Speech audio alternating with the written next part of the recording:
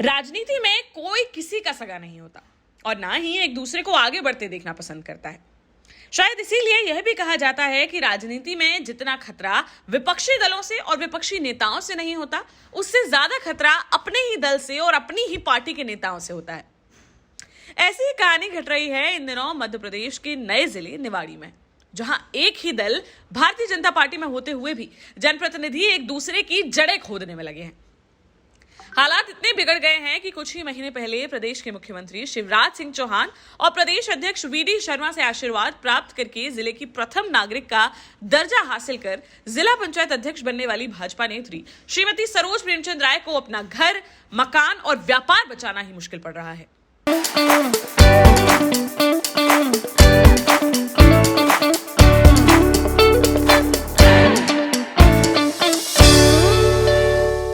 हालात यह है कि सत्ताधारी दल का झंडा लेकर चलने, जिले की दो सीटों से जिला पंचायत सदस्य चुने जाने और भारतीय जनता पार्टी के टिकट पर जिला पंचायत अध्यक्ष निर्वाचित होने के बावजूद निवाड़ी क्षेत्र के जिला पंचायत सदस्य अमित राय जिजोरा और जिला पंचायत अध्यक्ष सरोज प्रेमचंद राय का पूरा परिवार प्रशासन के निशाने पर है।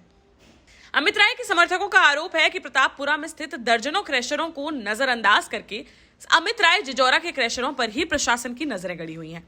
उनकी जांचें हो रही हैं, उन पर करोड़ों रुपए का अवैध खनन थोपा जा रहा है और पेनल्टी की नई नीति को दरकिनार कर पुराने नियमों को आधार बनाकर मनमानी पेनल्टी लगाई जा रही है,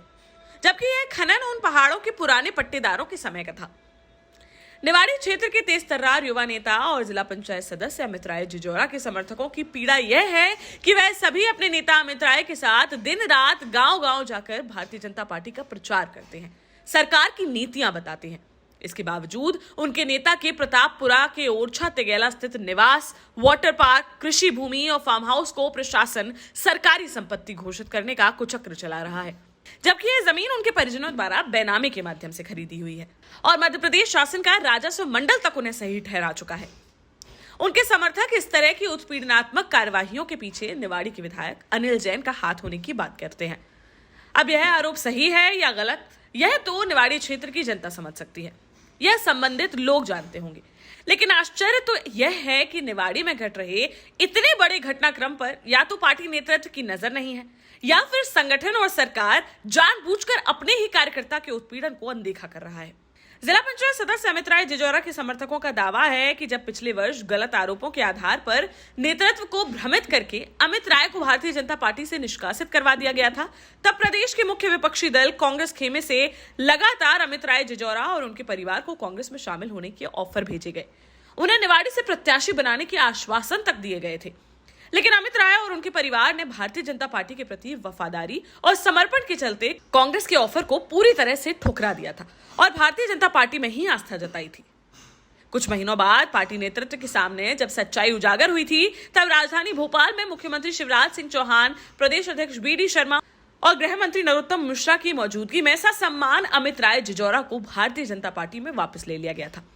उनकी वापसी पर निवाड़ी क्षेत्र के लोगों ने जश्न मनाया था और अपने नेता का अभूतपूर्व स्वागत भी किया था। इसके बाद से लगातार अमित राय जिजोरा और उनका परिवार पार्टी के कार्यक्रमों और जनता के कार्यों में जुटा हुआ है। अमित राय द्वारा पिछले कई महीनों से गांव में रात्रि प्रवास किया जा रहा है, जहां सरकार की नीतियों का प्रचार प्रसार करने के साथ ही जन समस्याओं का निस्तारण किया जा रहा है। भारतीय जनता पार्टी में रहते हुए भाजपा नेता के खिलाफ चल रहे इस कुचक्र की खबरें सामने आने के बाद लोगों के मन में यह सवाल उठ रहे हैं कि आखिर अमित राय जिजोरा के खिलाफ यह सब क्यों हो रहा है और किसके इशारे पर हो रहा है। कहीं यह तो नहीं कि पंचायत चुनाव में अमित राय और उनके परिवार को जनता से मिले अभूतपूर्व समर्थन और जिले में बढ़ रहे उनके जनाधार से जिले के नेताओं में घबराहट है। उन्हें लगता है कि अमित राय जिजोरा उनके राजनीतिक भविष्य के लिए खतरा बन सकते हैं, या फिर जननेता के रूप में अमित राय जिजोरा क्षेत्रवासियों की पहली पसंद बन सकते हैं।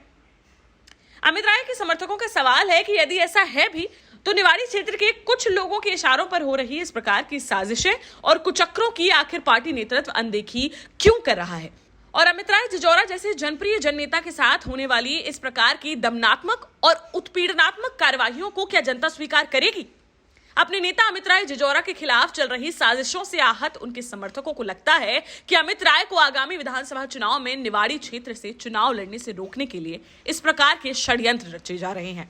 उनको आर्थिक तौर से नुकसान पहुंचाया जा रहा है। उनके परिवार की घेराबंदी करते हुए उनके घर, मकान, कृषि भूमि और व्यापार को निशाने पर लिया जा रहा है,